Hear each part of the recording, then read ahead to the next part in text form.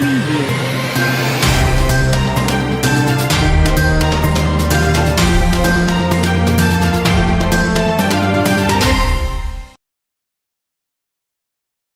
එදිනෙදා කතාවට පුංචි පාඩමක්.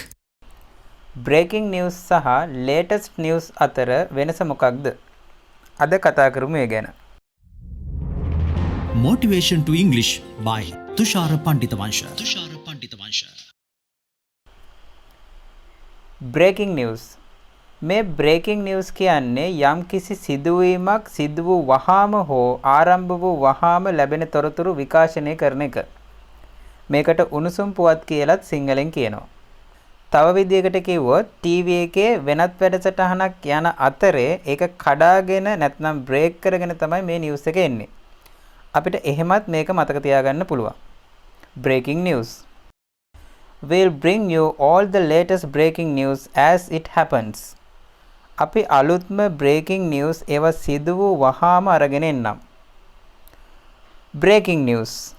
මේ විදිහට topic එකක් යටතේ ඒ news එක දාලා ඔයගලන්ට alert එකක් එහෙමත් එන්න පුළුවන්. Breaking news.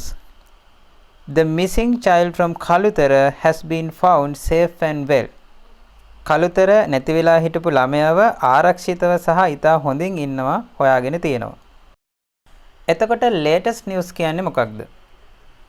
news එකක් සම්බන්ධයෙන් latest කියන්නේ අලුත්ම නැත්නම් නවතම කියන එක.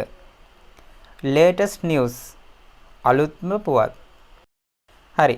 අද කතා කළේ අපි හැමෝම දන්න දෙයක්. ඒ වුණත් ඔබට මේ පාඩම ගැන යම් අදහසක් කමෙන්ට් කරන්න පුළුවන්.